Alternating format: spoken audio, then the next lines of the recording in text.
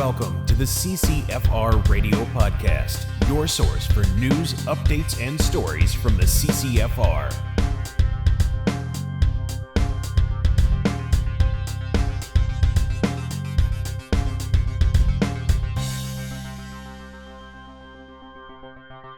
Hey everybody, welcome to episode 194 of the CCFR Radio Podcast. I'm your host, Giltaca. Thanks for joining me again today on the show. We've got a tremendous amount of content for you, and it's really important content.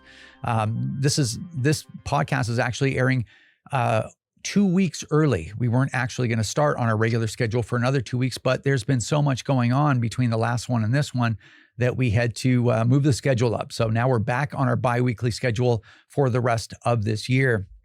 Now, some of the content that we're going to be covering in this episode, basically Wilson and I are going to be together throughout the entire episode, and we're going to be talking first about the national conversation that has kind of taken place or is in progress about self-defense, about firearm ownership, and about castle doctrine. Now, the reasons that this conversation is being had across the country are bad, right? Unprecedented levels of actual violence, including violence perpetrated with illegal firearms.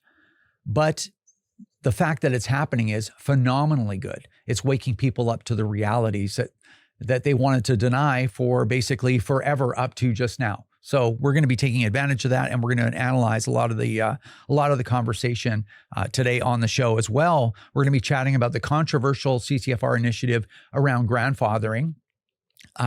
We hadn't said anything about it since the red alert video. Some people were very upset by it. I think they are wildly misguided about what we were doing, and that's okay. It is okay to not like what we're doing, but that doesn't change our responsibility to do what's best for the firearm community at any given moment. So anyway, we're going to get into those details. So if you're at all interested in our motivations or what we're trying to achieve or whatever, feel free to watch this because we're going to get through it. It's probably going to be a little bit spicy. So your discretion is advised if you're easily offended. Next, we're going to have a fantastic interview with the Commissioner for the Saskatchewan Firearms Office, otherwise known as the SFO, Robert Freberg, over in Saskatchewan. And Robert's coming on to talk to us about things like grandfathering and also what's going on with the buyback in Canada. Is it really moving forward? Is it truly moving forward? So super interesting. So all that and more. Make sure you hang out with us for the whole episode. There's going to be a lot of information. In fact, I'm not going to do a monologue. I'm not going to cover anything before I bring Tracy on, but I am going to have a couple of comments for you in the outro. So make sure you stay tuned to that. Anyway, all that and more, the CCFR Radio Podcast starts right now. 𝐂𝐂𝐿𝐷 has been a provider of trauma care training to military and police in Canada for nearly 2 decades. Now this emergency medical training is being made available to a wider audience through 𝐂𝐂𝐿𝐷's online courses. Go to 𝐂𝐂𝐿𝐷academy.com and use promo code CCFR30 to get 30% off. That's 𝐂𝐂𝐿𝐷academy.com. And thank you so much to our great friends over at Vortex Canada. They continue to support the CCFR podcast and the CCFR. Can't say enough about them. Check out all their great products at vortexcanada.net. That's vortexcanada.net. Vortex, the force of optics. Ready, aim, shop. Bullseye North is where passion meets precision. Discover a huge selection of top-notch rifles, accessories, and ammo. Whether you're perfecting your aim at the range or gearing up for hunting season, Bullseye North has you covered with free shipping on orders over 300, including ammo. Some exclusions apply. Check out bullseyenorth.com and remember to subscribe to their newsletter, bullseyenorth.com. A huge thank you goes out to our great friends over at the Saskatchewan Rivers chapter of Safari Club International. They do a lot of great work over there, including supporting the CCFR and the CCFR Radio Podcast. Check out all their great work at saskriverssci.com. That's saskriverssci.com. All right, we are back, and via Zoom, we've got Tracy Wilson of the CCFR. Wilson! It's been a little while since I've heard you yell that, so that's nice. Well, I almost forgot about it. Oddly enough, it's been a while since I yelled at because unless I'm doing this, I typically don't do that. Yeah. Well, that's okay because I do hear it everywhere I go. Oh, okay. So Just fine. I'm not doing it. Right. Okay. Well, we've got a lot of stuff to talk about today, and we have some sensitive things to talk about because we haven't talked for a while, right? It's been, I think, just over 5 weeks or something like that. But why don't we start off with something light because kind of a couple of cool things going on. Number one, Our nationally broadcast television show, CCFR Radio on the Air, on Wild TV, is going into its 5th season. While we're doing this, we're recording our segments for the season premiere of season 5 on Wild TV. Pretty crazy, right? Like, that blows my mind because I actually sometimes forget we have the show. And then people will say, "Oh, I watch your TV show." And I'm like, "Oh, right. Yeah." To think we're already in season 5 is nuts. But what's even crazier is once we were talking about that, I was like, "Well, how long have we been doing the podcast for?" And I searched back through the interwebs, and the last thing I could find. So at the very beginning of CCFR Radio, there was somebody else doing it, and he's no longer with the CCFR, but you took over exactly 8 years ago today, which is kind of creepy. September 8th, 2017, at time of recording.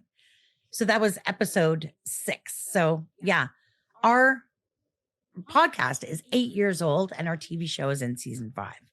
So yeah, very cool. Yeah, it's a lot of yapping. That's a lot. Yeah. It is. And I guess on the flip side of that, episode 200 is coming up on or about December the 4th. 200. Wow, 200 episodes. Oh my Lord. Well, the question running through my mind is, how long is this going to go on? Yeah. How long is it going to go on for? Yeah. And I don't know. And the tone reflects how I feel about it, actually. Come on, you love getting together with me and talking politics and guns. Yeah, for sure. For sure. Yeah. Yeah. Anyway, all right. So that's pretty cool. That is cool. All right, let's move on to some farm-related news. The first thing we want to chat about is, at long last, Parliament is coming back. They're resuming. Oh, yeah. They've been gone for a very long time. They had their normal, time where they rose for the summer. They were in session for just a couple of weeks before that. And of course, before that was the election. Before that was prorogation and all of that stuff. So it's been a very long time since these guys had to go to work. They will be back here in Ottawa next Monday, September 15th. So, of course, Pierre Poilievre, the Conservative leader, will resume his seat in the House of Commons. And I guess we'll see what the new session looks like. I don't know. Should bring all kinds of surprises. Yeah. Yeah. Good and bad. Well, it'll be good to have Poilievre back in the House of Commons, because that's something that he was, in my opinion, he was particularly good at, badgering the prime minister. And we'll see how he stacks up with 𝐂𝐂𝐅𝐑. And we'll also see his approach, whether it's different than his old approach or the same thing as before too. So.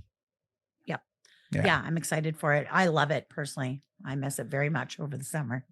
Now, speaking of the Liberal government, it really appears like the Meet the New Boss, same as the old boss. They operate in a very similar fashion, in some ways identical to the old Trudeau Liberals.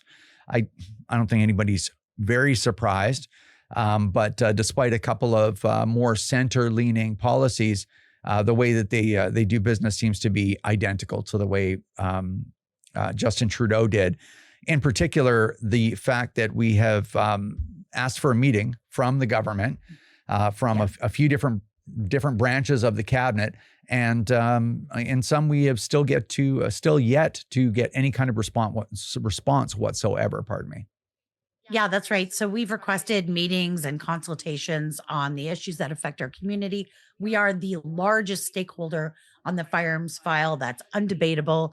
And we sent invitations or requests for a meeting to the Prime Minister's office, to the Department of Justice, Sean Fraser's office, and of course, the Minister of Public Safety, 𝐥𝐞𝐠𝐚𝐥. Interestingly enough, we did hear back from both the DOJ and the PMO, and they both thanked us for our contact, declined and said that this was a matter for the Minister of Public Safety, and copied him in on it. However, I don't know if anybody over there is checking the emails or if they're just totally ignoring us or running around with their hair on fire trying to figure out what they're doing. But we have yet to even be consulted on a major part of the minister's files. So Yeah, just same as the old guy. Yeah, it's been radio silence as usual over there at the Ministry of Public Safety.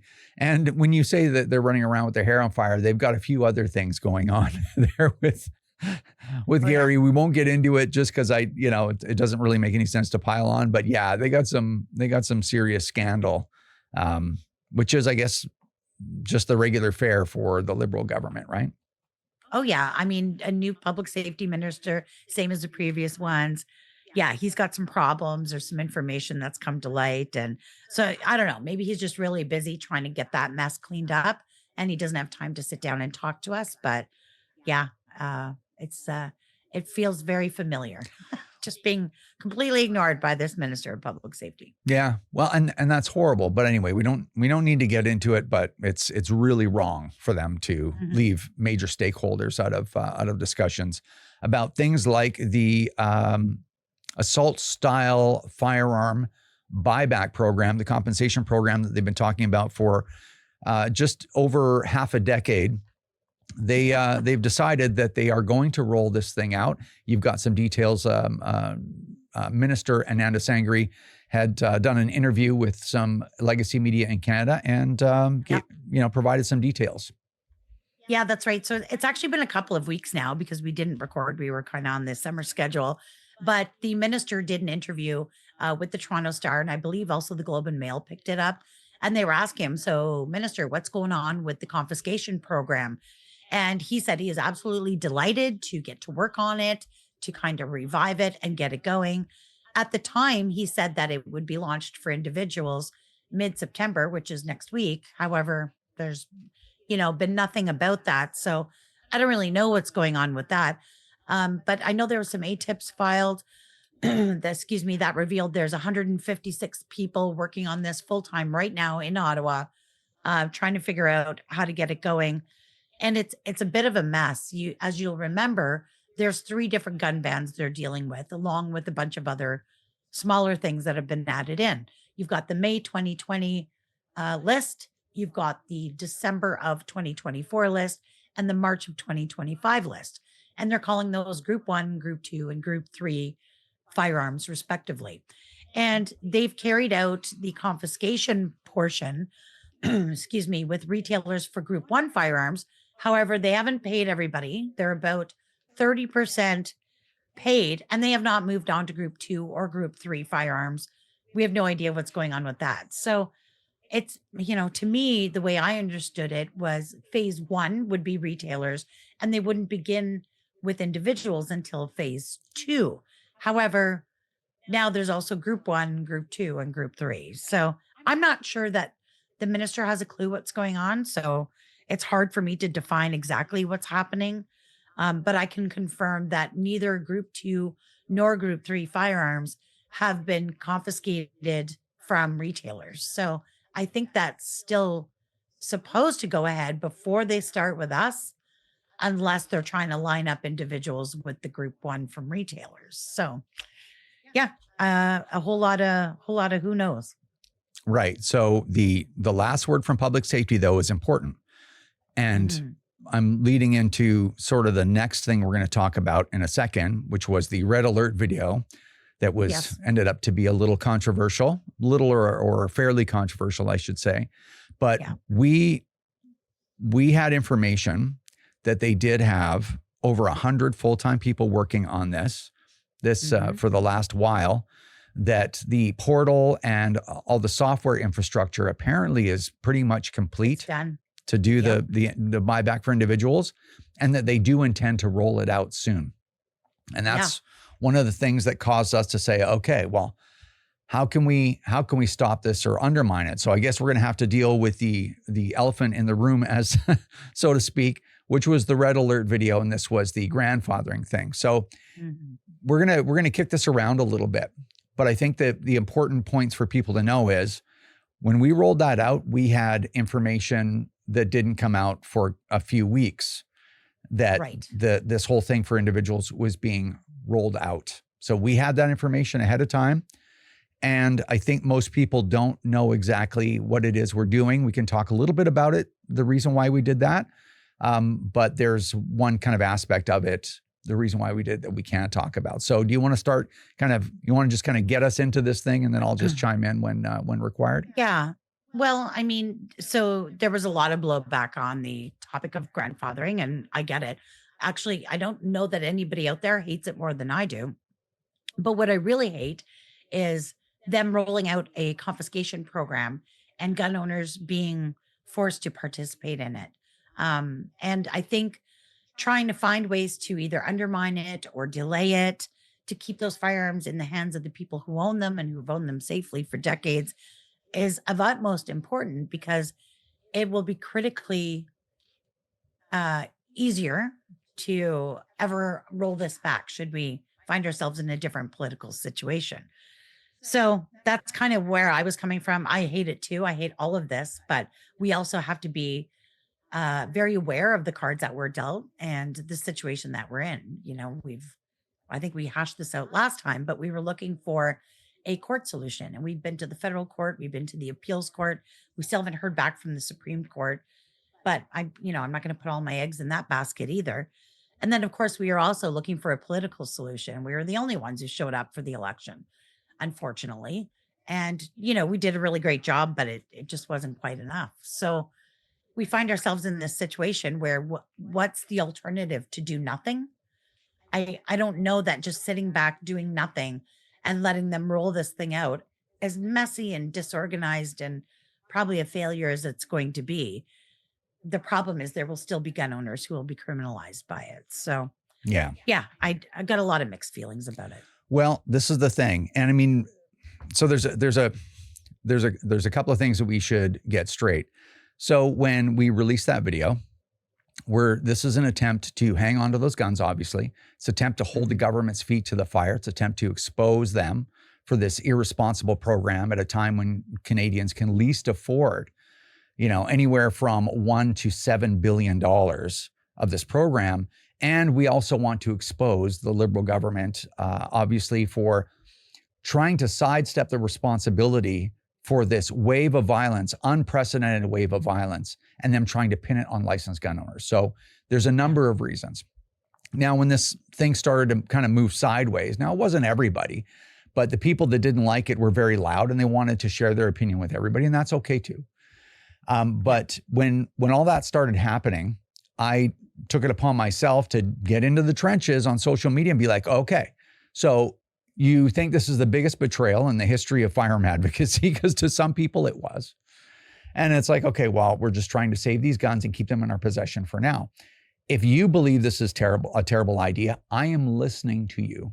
So tell me what your idea was. And 9 times out of 10, or whatever it was, right? Like 10 times out of 10. Yeah, it was like 89 times out of 100, they just had nothing. They were just angry and they wanted to vent, right? I'm angry too. Yeah, well, I don't need to mention, like you, I've spent the last 10 years of my career fighting over firearms when I used to do other things that were, everything was going just fine for me, right? So, and I, just like all the other gun owners, believed that there was a finish line there somewhere where I could say, okay, we did it. I can move on now, right? And that point is not now, which is incredibly frustrating and disappointing for me too. And I have just as much money and firearms tied up as everyone else too. And they mean just as much to me as well. So anyway, when I said to people, hey, tell me what I should do.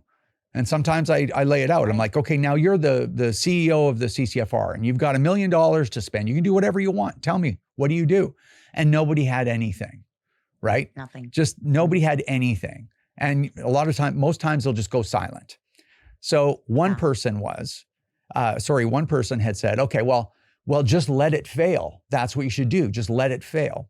And I want to address that because it's important, because what people think of the CCFR, specifically if they support the CCFR, is meaningful to me. So yes. I'm always listening, right? It's not, we're not in a bubble here. So the reason why you don't sit back and let it fail is, number one, they are rolling something out. They are rolling it out. They're spending tens of millions of dollars a month, and they are going to roll something out. And for the government, what a lot of people don't understand is how all this works. What the government will do is they've got all these people working on it. They're going to make it as complete as they can. They're going to toss this program out. It may not be at the end of the month. I don't believe it's going to be at the end of the month like they say, but it might be at the end of October, or maybe in the beginning of next year or whatever. They're just going to roll out some piece of crap program that will probably have all kinds of problems. It'll be wildly expensive. They'll spend a pile of money. And then on top of that, they'll get probably a 30% compliance rate because people are so angry because the program is absolutely morally wrong. And when when the money's gone that they allocate to it, they're just going to go like this. They're going to go, that's it. Mission accomplished. Yep. This is a successful rollout. Man, look what we did it. This is a huge country, 10 million square kilometers, but we did it, and we're going to make Canadians safer. And the media will back them up 100%. The bureaucracy will back them up 100%, and it'll be over. And everyone that didn't comply, and I think a lot of people won't, not mentioning who might not comply, but a lot of people won't. But all those people will be stuck with those firearms forever. That will be prohibs. Yeah. And if they have a house fire or there's a break-in in their house, they're not there and the police enter the house, or whatever situation could happen, and they get caught with that, their life is going to be destroyed. Now, when criminals' lives are destroyed because of, whatever, firearm charges, like that doesn't mean anything to them. Their life was on the run as it was. People like you and me, it's devastating, right? So we're the ones that are going to pay the price for that. So anyway, all that to say, if you want to sit back and say, well, watch it fail, don't worry, it will fail, and it will be hailed as a success. And all those urban voters, the elbows up crowd, are just going to be like, yeah, awesome. They completed their promise. So it's no skin off their back if this thing fails. It won't be viewed as a failure, and they'll get everything they want out of it. And we'll all be stuck holding the bag as usual. So to sit back and let it fail really isn't an option. Okay, so the problem is you'll end up with a bunch of people who, end up having to spend the rest of their lives kind of driven underground to hide these firearms. And that's not good either. And then, of course, again, the ability to overturn that and roll it back, it will become much more difficult. I don't know. It's a tough situation because also people who are upset with me and saying stuff on my social media, and well, the trick is to just not comply, and it's like, if that's what you're going to do, you're still free to do that, brother. Like, nobody's forcing your hand here, right? If you don't like our idea, then no problem. Stick with what you're doing. You're not unaffected by this, right? But yeah, I don't know. It's a touchy subject because there's no good solution here. The best solution, of course, would be for Carney to be like, hey, you know what? Forget it. We're going to roll back all these bans, open up the market again, let all the people have their guns again, and put everything back to how it was before. If you think that's going to happen, then you probably should make an appointment, because it's not going to happen. He's not going to do that. So a little bit of a reality check is kind of in order to recognize the position that we're in. And it's unfavorable. It sucks. Yeah. And then you also had people saying, well, you guys are advocating for firearm registration because, grandfathering can't work without registration. It's like, right now, you have the ultimate decision whether or not you tell the government what you have, or whether you want to register it or not register it, or turn it in, or sell it back in a buyback, or sell it to criminal gangs, or destroy them yourself and make a paperweight out of the metal. Like, at the end of the day, you have physical control of all of these firearms. So if you want to participate, if grandfathering was offered, you want to, go ahead and participate. If you don't want to participate and non-compliance is your thing, you don't need the CCFR's permission for that. It was almost like you're forcing me to do this. All we're doing is we're saying to the government, hey, let people keep their firearms, give them another option other than to take them and destroy them. That's it. And I'll tell you, politically, it is a lot easier to bring those guns back, as we've said countless times, if we still have possession of them, because over the last 5.5 years, we have conclusive data that none of those guns had been used in any criminal offenses, nor any multiple victim public shootings. The data is in. We've had possession of all these guns the whole time, and nothing's happened. So it must be something like what causes multiple victim public shootings or criminal behavior with firearms must be something other than the possession of firearms in the possession of licensed gun owners, right? So Exactly. anyway, I know everyone's frustrated. We're frustrated too. I had to battle depression there after the election. But as far as gun groups or firearm advocacy groups, the CCFR has done everything. And I'm going to go a step further, has done everything that has been done. How about that? We showed up in the election. You can go find our final report on Elections Canada as well, and add to that the poster project that we did before the writ was dropped. We're the ones fighting. And that was the time to show up with your war chest. Yeah. Like that was it. Well, yeah, this is the thing, right? I mean, the political solution, and I don't know if I've said this before, but I feel like I have said it publicly. But if everybody had shown up and did what the CCFR did, and I mean everybody, we would, all of this would be being undone as we speak. Yeah. All of it would have been being dismantled as we are, but they didn't. But lots of people decided, we're just going to keep blabbing on social media and we're not going to do anything in the most important election in probably 2 generations. So, it's a tough spot. And let's just hope this government can end somehow. Maybe there's a non-confidence vote in the next year and we maybe still have a few guns and can roll it back. I don't know. We'll see. Yeah, we'll see. We'll see. Either way, doing nothing isn't an option for us. We're not just going to sit back and spout a bunch of stuff. It's important to us to, no matter what happens in the end, to know that we have done everything we can and we didn't just run our mouths. So yeah, that's kind of where I'm at on that. Yeah. So hopefully I wasn't too harsh, but it is what it is, man. Okay. Okay. Speaking of interesting conversations, if that was interesting to anybody, there's a really interesting conversation going on in Canada right now around self-defense and by extension, people having firearms or other weapons for the purpose of self-defense. Why don't you walk us into that, Ms. Wilson? Yeah, well, of course, as you know, there's rising crime and violence across the country. These armed home invasions are out of control.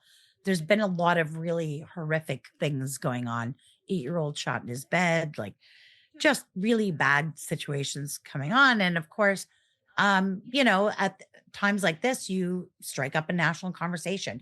Everyone from every political stripe is talking about it. And of course, conservatives traditionally are tough on crime. That's part of what their whole thing is. And they've been talking about bail reform. They've been talking about castle law. And of course, Sean Fraser, the Minister of Justice and Attorney General for Canada, just rejects this altogether, right? He put out a tweet saying, this is not the Wild West. And I think that's cold comfort to people who have had their doors kicked in by a bunch of armed thugs coming in the middle of the night and harming them or their family members killed. Their family. Yeah. Yeah. Like talking about Wild West, watching an armed home invasion video where 5 thugs kick in a door and they've all got handguns and they're in the house with your wife and children. That feels like the Wild West. In the Wild West, these guys would already be dragged by, through town by a horse by now. So yeah. So Sean Fraser has been eating dirt all week on this. This is not the Wild West comment.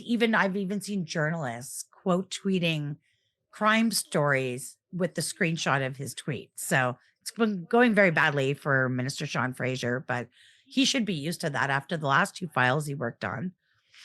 And then, of course, law enforcement, you've got your frontline guys who are your daily duty guys. And then you've got your spokespeople, your brass, who are, I think Lobert called them a spokespolitician. So York Regional Police Chief McSween recently had to walk back some comments. He said in a press conference that the best way for you to survive, one of these violent attacks or armed home invasions is to comply. And I think, that rubs people the wrong way because first, I don't think you can comply your way out of violence, first of all. And I think he just really expressed himself badly. So, of course, he's walked that back. He's since said, of course, Canadians should do whatever they need to do to protect their lives and the lives of the people they care about. But yeah, it just shows how this is a complex conversation. And when we've long had a self-defense policy on our website, even self-defense with firearms, we've been vocal about it. We've long said it. We've been called every name in the book, extremists and, trigger happy gun nuts and all kinds of crazy talk for even thinking about this conversation. And now it is 100% mainstream. I go to my grandson's school and the soccer moms out front are talking about it. The Facebook groups, everybody's talking about it. So yeah, unfortunately it is the Wild West, Sean Fraser. It's just not the way that you're implying that it is. So Well, Wild West for the criminals. it is. Yeah, it absolutely is. The reality is so much different than liberal gaslighting talking points, right? But Yes. something else that sparked this this story up was the individual who had he was having a home invasion. Some guy's crawling through his daughter's window with a crossbow, and I think he used a knife to defend himself and his daughter. And this guy was critically injured, though he survived. And then the police arrest and charge him. And then of course this creates this conversation about castle doctrine. And we've had I'll correct you a little bit. We've had a policy on self-defense with firearms since the CCFR became an organization. That policy is still sitting there on our website. And it basically talks about castle doctrine because it's a human right. Apparently you have the right of self-defense, just don't hurt your attacker if they're trying to kill you.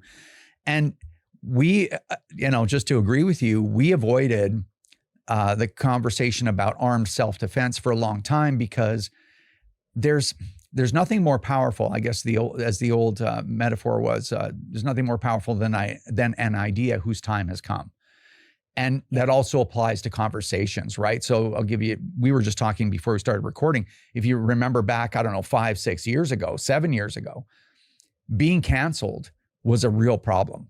Like that actually had real world effects. And as an organization, we were very careful because it's like, well, we don't want to be canceled because we still want people to listen to our message. So we had to put a lot of effort into making sure that our message was very clean and didn't upset people too much because that's what was required at the time for us to still be part of the conversation.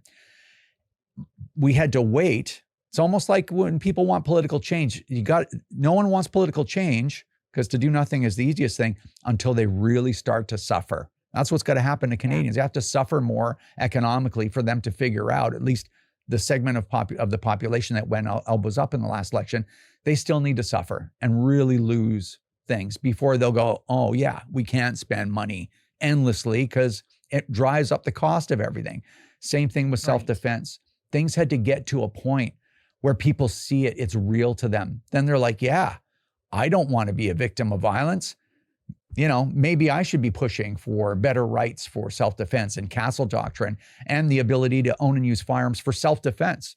The problem is, this is the truth, okay? So this is the bare truth.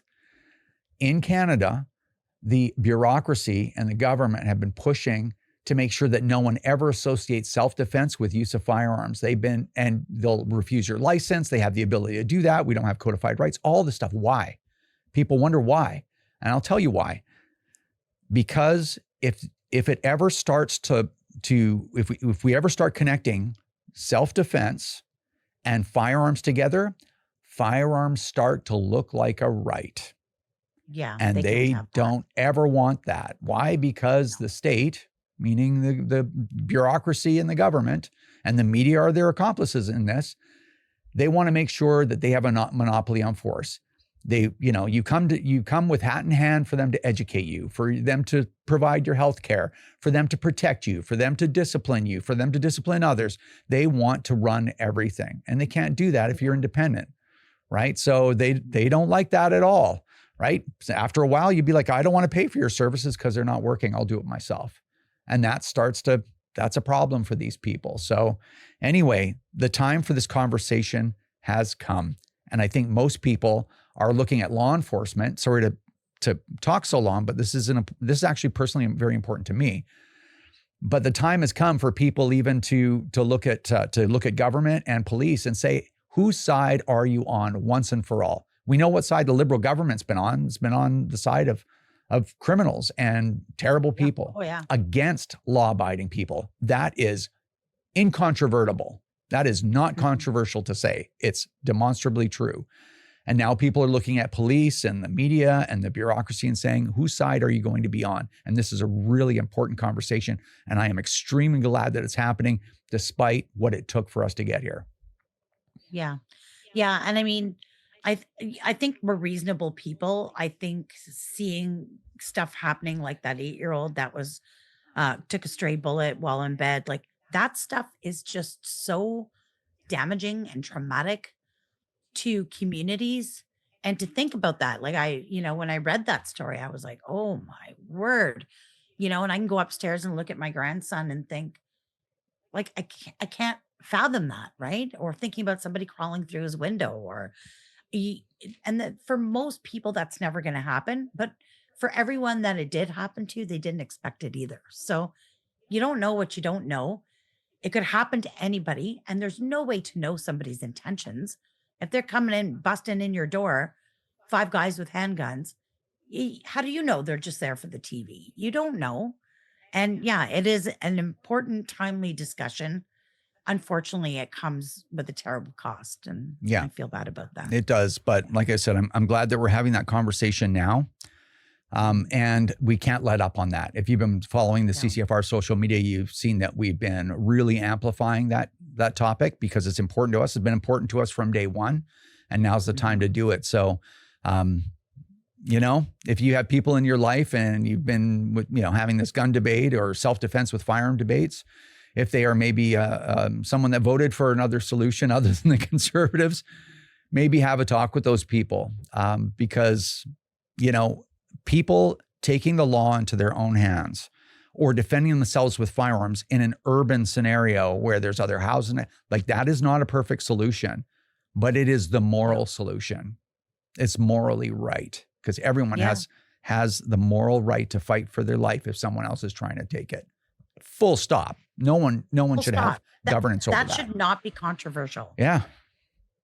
Yeah. But it is. There are people that will argue against that. You know what their arguments are? Very feeble. It's like, well, we're not the states. Like, what does that even mean? But anyway, I'm not even going to get That's lazy. That's stupid. They got nothing, right? Yeah. Well, move to the States then. It's like, no, I live here. You move somewhere else. Yeah. So move to North Korea or the UK. Hey, look at the UK right now. What a great place for these people to move to. I think they like it there. They'd probably love it. People are getting arrested for tweeting. Yeah. Right. Oh God, can you imagine how much time I'd do? Imagine how much time you'd spend in prison for your tweets if Talib Nur Muhammad was the judge. Yeah. You're done. You'd be hanging. The hanging judge. Would be. Probably. Yeah. I have a pretty spicy Twitter account. I don't apologize for it. Yeah. So. Yeah. I'd get a life sentence for that for sure. Yeah, for sure. All right. Yeah. We've been talking for a while. I know this was a little bit of a long one as far as your and my dialogue for everyone that's watching, but it's been a while since we had a podcast. So hopefully this wasn't too long for you, but there's some really important things happening in Canada. And it's really important that, that you know what's going on, that you participate in, and you also know what your organization is doing about it too. And we've got some other ideas. Hopefully we'll be able to share in the next little while too, because we're just not going to sit on our hands, right? We got to participate in this. We got to push it along. Now is the time. So. Yep. Awesome. So your response to all that was, yep, awesome. Yeah. Well, no, I mean, there's lots I want to get done too. Yeah. And I'm really worried about when they come back next week, because who knows what kind of disasters await. I was pulling your tail, man. Okay. Did you get sleep last night? Yeah. Well, we're all tired over here. We've been in, family wedding gear for a few days. So lots going on. Awesome. All right. Yeah. I know that there's some other stuff. I'm going to check with my other notes. But if there's a couple of things I've been missing, like a few things just popped into my mind, I'm going to deal with that when I come back in the outro. But anyway, thanks for the update, Ms. Wilson. We are back on the regular schedule in 2 weeks. And anything we missed this time around, we'll bring on to the next one. So thanks for the update, and we'll see you in the next one. Okay, we'll see you then. All right, we're back, and via Zoom we have Robert Freberg, who is this is a long title, so bear with me, the Commissioner for the Saskatchewan Firearms Office, otherwise known as the SFO. Welcome, Robert. Morning. Thanks very much for coming on. I really appreciate it. Oh, my pleasure. All right, so we got a lot of things to cover in a short period of time, so we'll get started right away. I think the best place to start is to maybe just a quick, 40-second or 1-minute overview of what you do at the SFO's office. Well, the Saskatchewan Firearms Office came out of the taking over the Chief Firearms Officer duties from the federal government. So we started off there with CFO office, which then expanded into developing a legal services branch that helped us put together the SAS Firearms Act, that I'm sure we'll talk about, and also support the CFO office. We also have our ballistics lab that does analysis of crime firearms. And then we have our client services group that supports a lot of our outreach, whether it be for education, training, but also will be supportive of what we're doing with respects to this buyback and making sure that citizens have a path for compliance and, more importantly, compensation. Yeah, well, that's probably going to get sticky, but I think one of the most important questions on everyone's mind, because I think everyone has a different opinion out there who's commenting on this buyback and where it's going and what it might look like, is do you or have you had any indications whatsoever that this buyback is moving forward, that this government is going to follow through with seizing all of these firearms and offering some form of compensation? No, absolutely. I mean, we've had meetings with the public safety minister as well as officials, as well as our government officials have reached out to senior government officials within the federal government. And they're absolutely totally committed to moving forward with this initiative, despite our obvious concerns and the fact that we've suggested that it's not going to do anything to improve public safety. Well, I definitely agree with you there. Yeah, it's a bit of a difficult situation. I'm sure it's a difficult situation for provincial governments too, being at odds with the federal government on something like this that affects, of course, only licensed gun owners. This has been the part that we've been hammering on the entire time. This really doesn't have any effect on the operations or the lives of criminals. That's why it's so offensive, I think, to us. Maybe you can go through a few things that the Saskatchewan government, who's one of the governments, the handful of governments that have pushed back on the feds, what have you done to protect licensed, law-abiding gun owners in your province? Well, I think the biggest thing that we did is, as you know, we're the first to announce or bring forward legislation, which we refer to as the Saskatchewan Firearms Act, which covers a few different areas. One of the things it does is it creates some alternative paths with respects to administrative errors, if I want to put it that way. So in other words, if someone forgets to renew their license, potentially has a storage issue. But again, it's not, there isn't criminal intent. It was more of administration or not understanding the legislation, which, as we all know, is very complex and not easy to always interpret. We do have the ability to drive those particular charges through a provincial charge and deal with them more around education or some type of alternative measures. So that was one of the things that we've done, and we've been quite successful with that. And it's been highly effective. The other thing that we've done is obviously we have a great concern in utilizing unlicensed seizure agents in our province, whether that be police resources or outside agencies to come in and seize firearms. I mean, we see that as something that we have a requirement to legislate and regulate, and we have done that by requiring anyone involved in the province in that seizure process needs to be licensed and vetted through our office, by my office, specifically as a commissioner.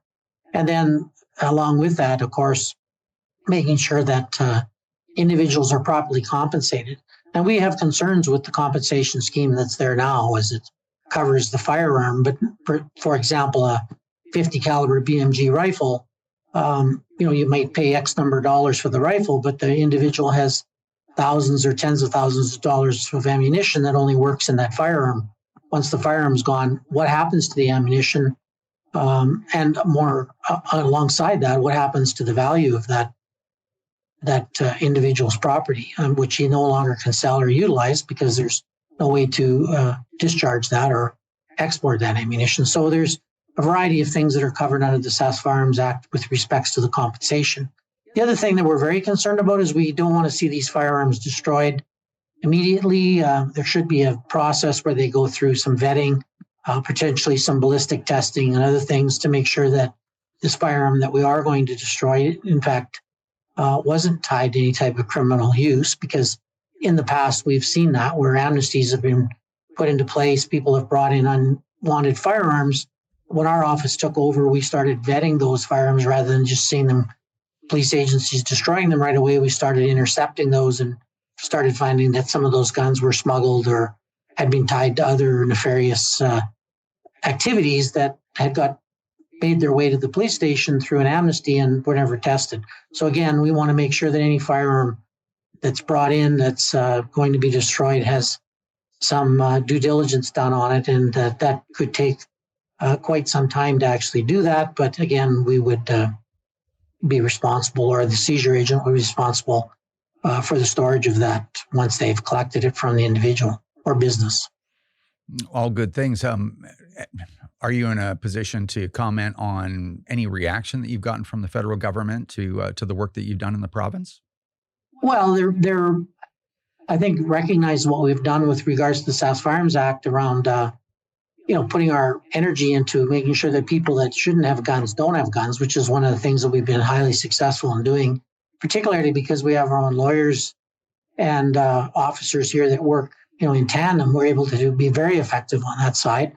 Now, of course, with the lab, that even adds even more bandwidth to being able to, because as all your listeners, as law-abiding gun owners, realize that people that don't follow the rules don't necessarily help support our cause.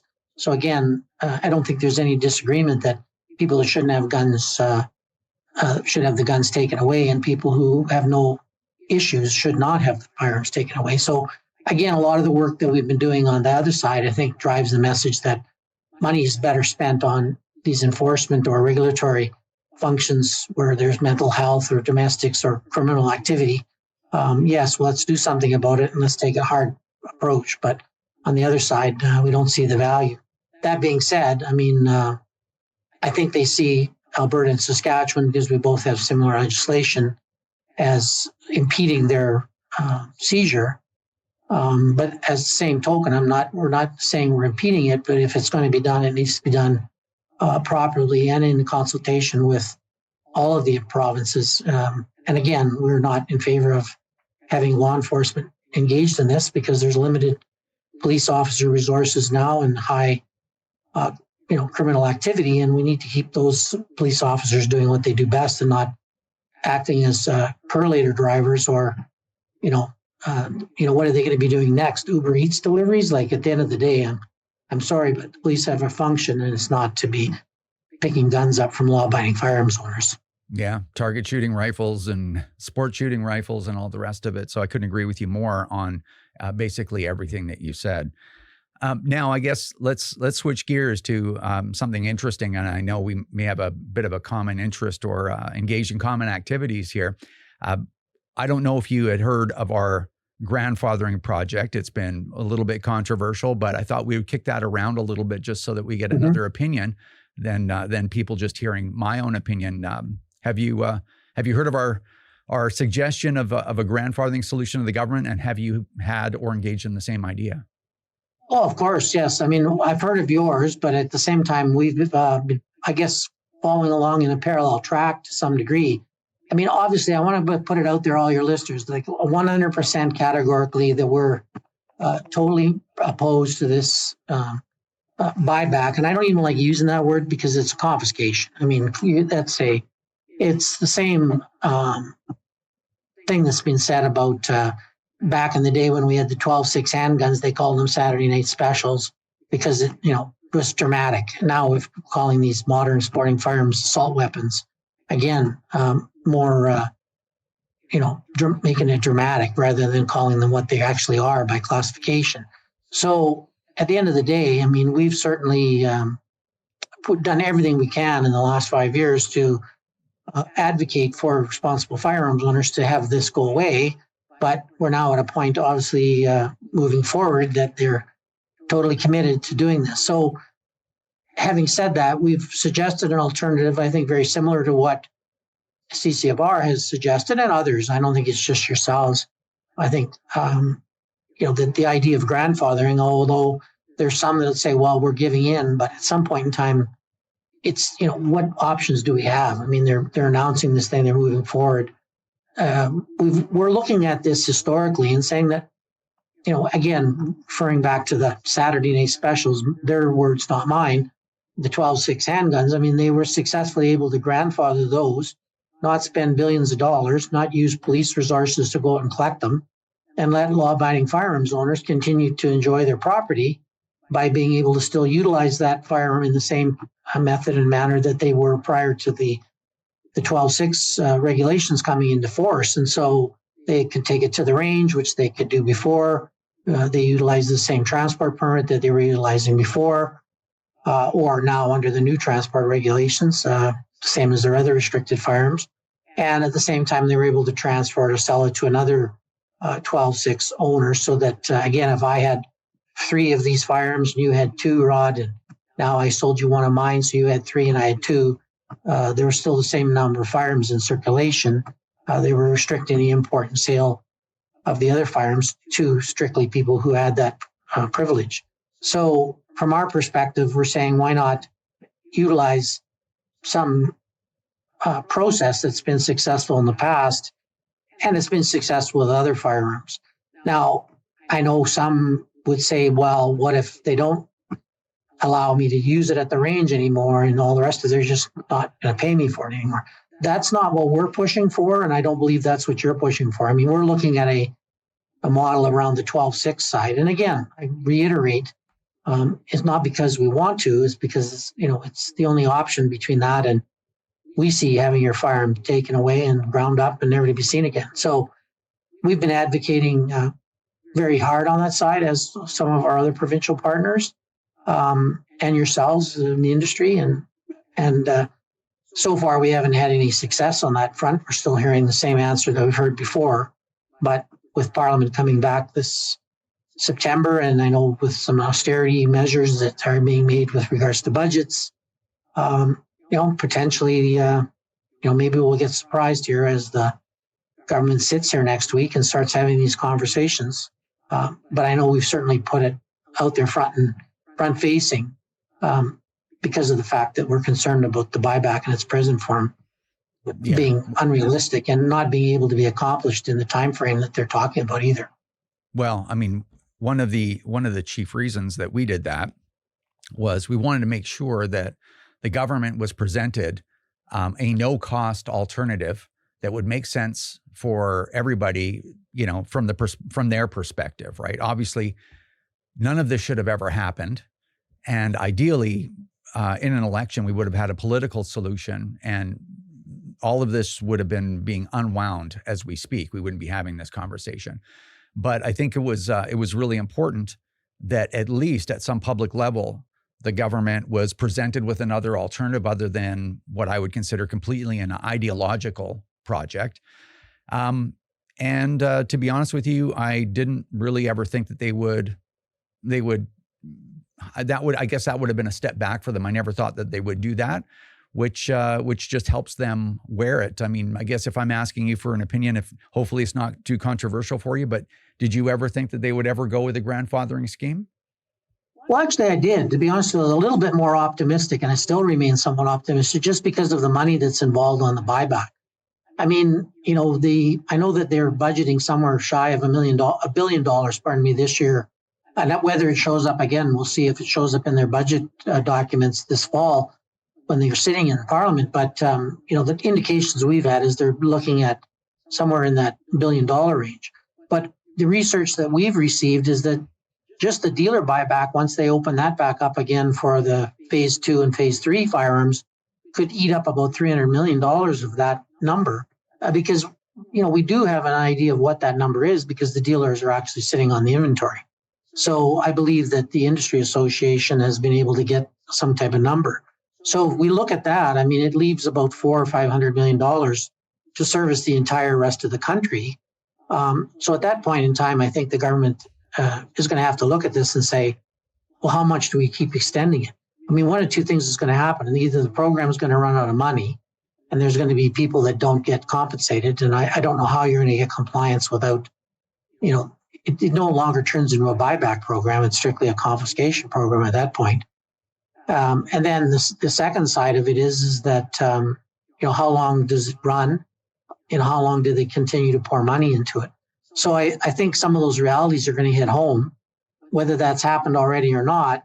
But the grandfathering is certainly going to come into, I think the discussions become more relevant. The other side is that the federal government has a pretty good sense of what the restricted firearms are because they were already registered and they have that number.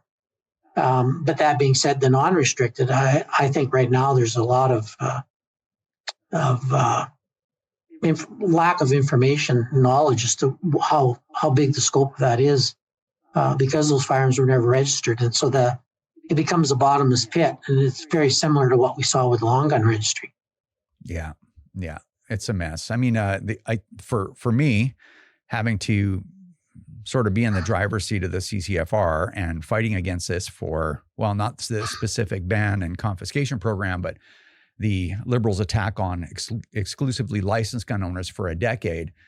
For me, the only hope I'm holding out is hopefully discussions might break out for in regards to grandfathering, or the amnesty continues to be extended and they have a hard time rolling out their program and we can get to another election because things aren't looking great for the government politically right now, and hopefully they deteriorate and maybe this will all be in the past. But yeah, we're doing a lot of improvising right now, trying to delay and hold back and grab anything that we can while we can. So I definitely appreciate your thoughts. Before we wrap up, is there anything else that you'd like to add? No, I think we've covered most of the issues. I think the main thing that we want to put across is in Saskatchewan, for example, is obviously, we know that our citizens and our stakeholders have to comply with the legislation. I mean, especially with respects to the registered firearms. I mean, myself included, have some of these firearms that are registered to me, and the government's well aware that I have these. So our government's looking at, how are we going to be able to maintain, having our firearms owners maintain compliance during this period? I mean, it's all good and fine to turn around and say, well, nobody's going to come into Saskatchewan or Alberta and take firearms, but it is a federal criminal code offense. And irregardless of, how we look at this, I mean, people are exposed. And at the same time, I'm sure that particularly because the registrar knows, for example, that someone owns an AR-15, maybe they own some handguns as well. I'm sure there's going to be some, communication going out saying you have X number of days left to turn in your AR-15. And if you don't, we're going to look at canceling your license, canceling your certificates with respects to your handguns, which again, as you know, are grandfathered. Once those registration certificates are gone, they're gone. So, our government's going to be looking at ways that we can still maintain compliance. Doesn't mean that we're not still advocating for responsible firearms owners. I mean, some would view that as, well, you're giving in, you're allowing for this to happen. No, we're making sure that people aren't going to lose their other guns as a result of the non-compliance with regards to the buyback. So, we're looking at ways that we're going to be able to assist our citizens with that. But doesn't mean for a second that we're not still actively looking at ways to get some, different direction from the government, or, as you stated, push this back until some point in time that there's clearer thinking on this.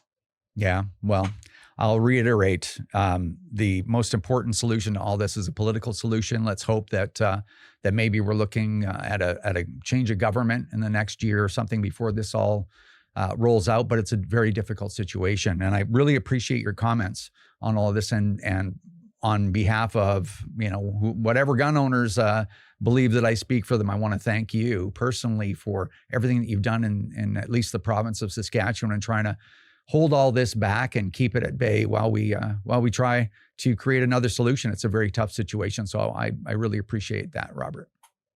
Well, you're welcome. And I appreciate the support that we've had from your listeners and from our stakeholders in the province and our government. I mean, and they've been very supportive of what we're doing. And I guess I would remind people that we're not the enemy here, and that you need to direct your frustration towards the people that are causing the issues. I think the worst thing, and again, be supportive of the governments and agencies that are representing you. I mean, it's been a big ask for everyone. And again, I think it's easy to find fault in, whether we support grandfathering or we have to get involved because of no other option with the gun confiscation. Doesn't mean that we support it. And so I guess I would just remind your listeners that, if you direct your energies towards where they can be best served, which would be your politicians and your MPs and your MLAs, and with respects to your own provincial governments, to support what they're doing or to push back on what the federal government's doing. So again, I would just remind people that, as much as they don't like this whole issue, we have to make sure that we are sending our energy in the right direction. Yeah, I appreciate that. Well, I really appreciate you coming on, and hopefully we'll have an opportunity to chat again. And like I say, thanks for making the time this morning. You're welcome. Thanks again. All the best. All right, that's going to do it for episode 194 of the CCFR Radio podcast. Thanks everyone for watching and listening. Really appreciate it. Make sure you share the podcast and all the things, because we need to get people involved, need to let them know what's happening and how they can make a difference. And there are things that can be done. I'm going to get into a lot of that. So if you remember in the intro, I said I had some commentary for you here at the end, and I do. And I'm hoping that all of you are going to get some extra information out of all this and some inspiration. And there's just a few things, personal things, I guess I want to share with you. So I'm going to do it via segue after segue, starting with this housekeeping item, which is important, which is a CCFR Field Officer of the Month for August 2025, which is our phenomenally great friend from Atlantic Canada, Jason Gallen, who's also a CCFR Board of Directors member. And Jason has been killing it all summer for the CCFR. Now, unfortunately for Jason, he's going to have to share two things: the glory and the prizes, with a very important person who's his wife, Amanda. And Jason and Amanda recently had a baby. And get this, the three of them have been out there working shows by themselves. Like they are, despite everything that we've been through as a community and the bleakness of the path forward, they are still out there killing it. And I'm going to dive down the rabbit hole in a second, but let me just sidestep and just finish the Field Officer of the Month thing. So what do they get for Field Officer of the Month? Is a year's free subscription to CATF, otherwise known as Canadian Access to Firearms, from one of the greatest people in our community, bar none, which is Donovan Dewis. He donates that every month. Thank you, Donovan. Also a $100 promo code. You know how we like our promo codes over here at the CCFR for the CCFR online store. And of course, you get recognized on the podcast here and on our nationally broadcast television show, CCFR Radio on the Air, which is shown on Wild TV every second week, all year long, basically, other than in the summer. So thank you guys. It's very difficult for me to even come up with the vocabulary to express the depth of my gratitude to people like Jason and Amanda and all of our volunteers. I just got some numbers for the number of events where the CCFR was represented by our volunteers, by our field officers, in the first 9 months of 2025, including after the election. And it's just shy of 100. 100 events where the CCFR was represented by volunteers, where people are still keeping the faith. They're still fighting right to the last day. Unbelievable. And the reason why that's so meaningful, one, obviously it helps the organization and helps us be in a position to be the 5th largest third-party advertiser in a federal election, unprecedented in the entire history of the country. We could not do that if it weren't for all these people and people still going, yeah, I'm fighting till the last day. I'm fighting till I got no guns left or I get them all back. Like that's, so what I wanted, the diving down the rabbit hole part, I'm going to try to make this as brief as possible. So I said on, I think the last 2 or 3 podcasts about how the last election affected me, right? I rarely ever get discouraged. I'm a glass half full guy. I'm wildly determined, like laser focused determination. I think you probably see that after the last 10 years. But the last election, the amount of effort that we put in the last, certainly the last 5 years, I mean, the whole, history, the 10.5 year history of the CCFR, for sure, almost 11 years. But specifically the last 5 years, we have people have hurt their lives working for the CCFR trying to roll this back.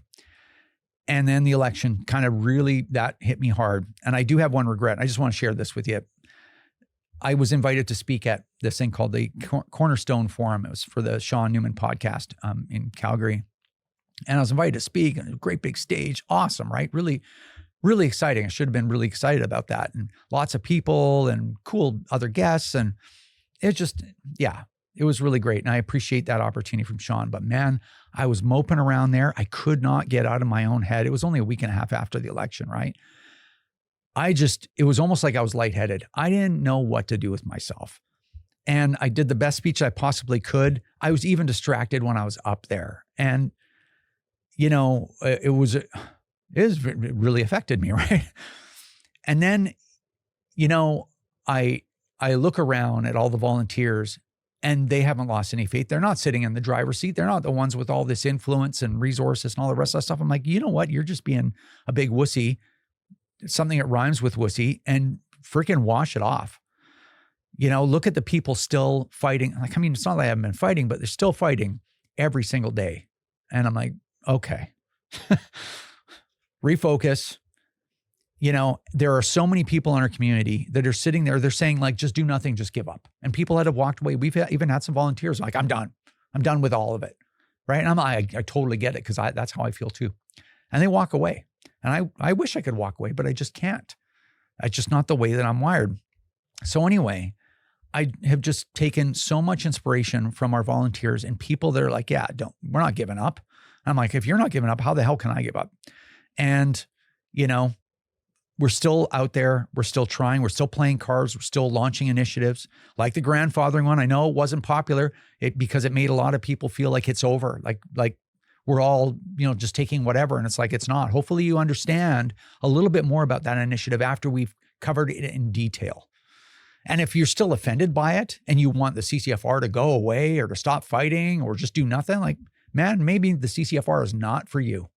And these podcasts aren't for you. Feel free to not watch this anymore. Feel free to not watch our TV show. And feel free to block us on all your social media. If you're ready to give up and do nothing, because I'll tell you, there's a lot of groups and a lot of individuals that have done a fantastic job all the way, not just from the past election, but for the last 10 years, doing nothing but getting online and tossing crap at the people that are doing something, right? So if that's you, yeah, don't watch this stuff. If it offends you that we're still fighting, that we're still coming up with anything that we can to delay what's going on and to fight back against it or make the government look bad or fight them or whatever. If that offends you and you're a gun owner, if you're actually a gun owner, not some bot from the government, which we have plenty of those in a lot of these groups, then feel free not to watch this stuff anymore. But I have come to the conclusion that there still is a lot to fight for. There are still cards to play, and that we will fight until there's nothing left or we have all of our stuff back. I've made that choice. It was very difficult. And I'm openly admitting to all of you that I had a hard time with it, man. But that's the decision I've made, and that's what we're going to do. So if you look at the situation, this is important. I'm going to try to wrap it up quick. I know I've been talking a while. So here's why we're going to continue to fight. If you look at politics in Canada, it has never moved this fast as long as I've been alive. Almost 60 years, man. I've never, ever seen politics move this quickly. Things like the political winds are changing fast, so fast that we had to do a podcast 2 weeks early, right? Because I wasn't going to do another podcast for another 2 weeks yet because I had other stuff I got to catch up on and try to take a day or two off throughout the summer. So, which didn't work out well for me, but there's always next year, I guess. Now, here's why you should be optimistic. Right now, we're sitting and looking at a government that had basically a new spokesperson who's supposed to be this genius economist, this pragmatist, this and that and the other thing. And he's everything Trudeau isn't and wasn't. He's going to fix it all so we don't have to vote for conservatives for whatever reason because they've been vilified for basically no reason. What has this guy done? He's done nothing. Canada's become so violent and dangerous. It is out of control. So much so even the political left is engaging in a conversation about stinking castle doctrine, man. This is where we are. And it happened really fast. Look at the economy, the genius economist. He's never been an economist, but anyway, whatever. We'll just go along with the propaganda for a minute. The genius economist is residing over the largest deficit spending since COVID, and they haven't funded any projects. It's just handing money out, hand over fist, expanding the government still. Immigration is still through the roof, even though we know that there are serious economic consequences, along with public safety, by the way, attached to immigration, and that immigration should have been halted entirely. And it's not bad to say that. It's just it's math, man, right?